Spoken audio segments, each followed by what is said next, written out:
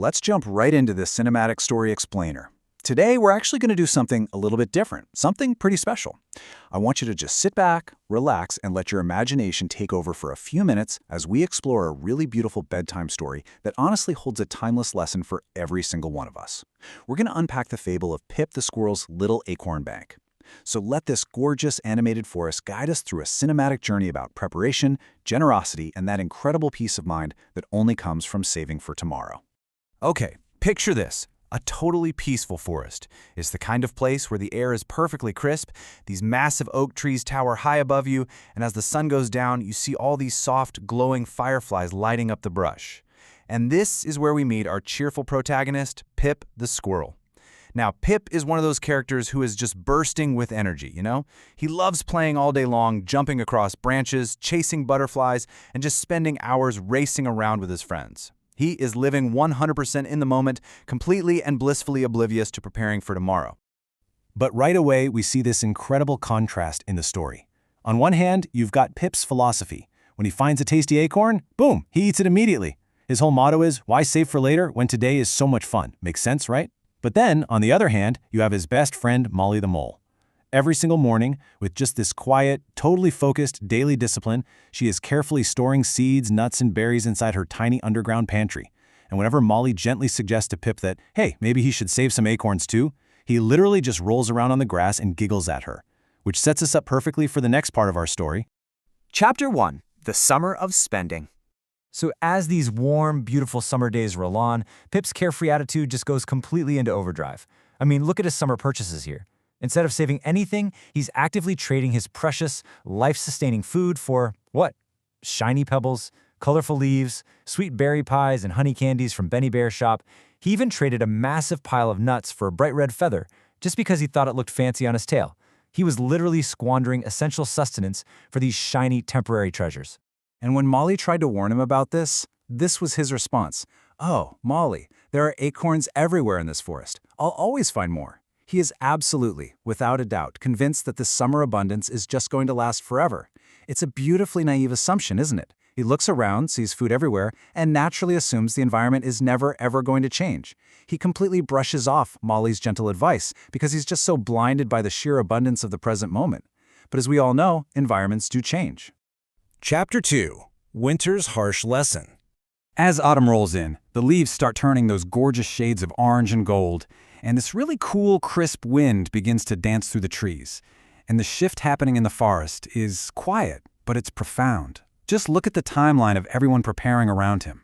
The rabbits are out collecting carrots, the beavers are aggressively storing wood, the birds are gathering up berries, and Molly, staying totally true to her nature, just keeps filling her pantry little by little every single day. The entire forest is moving in rhythm with the changing seasons, getting ready. And Pip? He's still stubbornly holding on to his summer mindset, telling himself, hey, there's still plenty of time. Until one freezing, chilly morning, Pip wakes up, steps outside, and is hit with a terrifying new reality. The forest floor was nearly empty.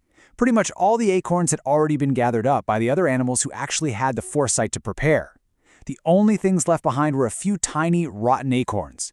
That endless, all-you-can-eat buffet of summer, completely gone. And that's when the panic sets in.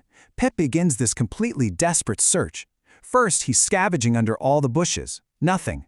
Next, he frantically climbs tree after tree after tree, hoping maybe he'll find a forgotten branch. Still nothing. Finally, he even sprints down to check near the riverbank. The result is exactly the same. The stark, cold reality of winter has finally settled in. His tummy is rumbling loudly, and as he looks up, the very first soft snowflakes begin falling from the sky. So, cold, starving, and entirely alone, Pip curls himself up beside a tree root. He looks back at his tail, right at that bright red feather he had traded a whole pile of nuts for back when times were good, and he just lets out this really sad whisper, "It's pretty, but it can't feed me." Talk about a moment of tragic irony. The true cost of his carefree summer has hit him all at once. You can't eat shiny pebbles, and you definitely can't survive a winter storm wrapped in a fancy red feather. But thankfully, our cinematic story doesn't end out in the cold. Chapter 3. The Little Acorn Bank. Because just as Pip is sitting there shivering by that tree root, Molly the Mole appears, wrapped up all warm and snug in her tiny green scarf, and seeing her best friend in such distress, she doesn't scold him. She doesn't say "I told you so."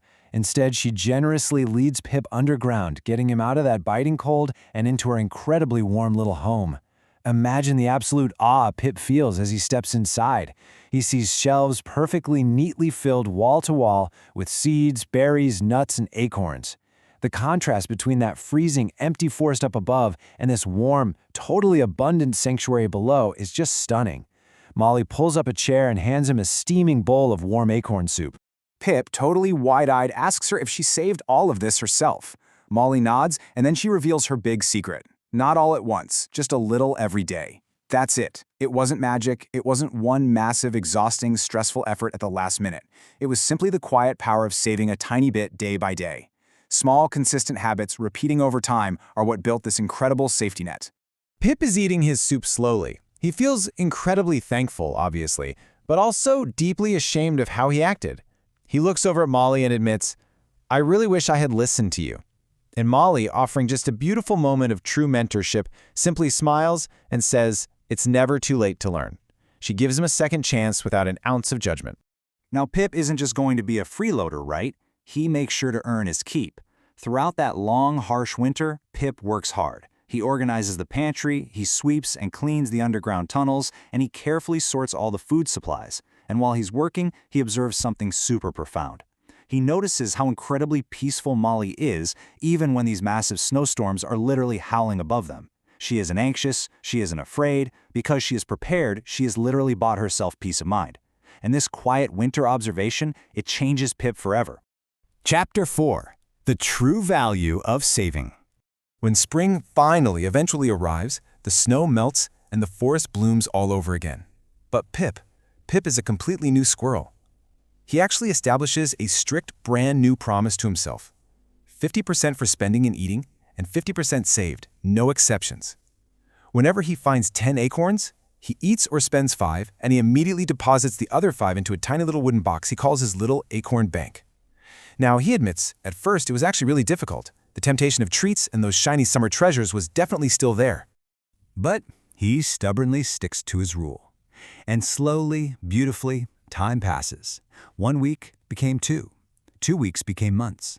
Pip's savings quietly and steadily grow. Almost without him even realizing the sheer volume of it, his tiny wooden box begins to overflow, growing way, way past his own daily needs.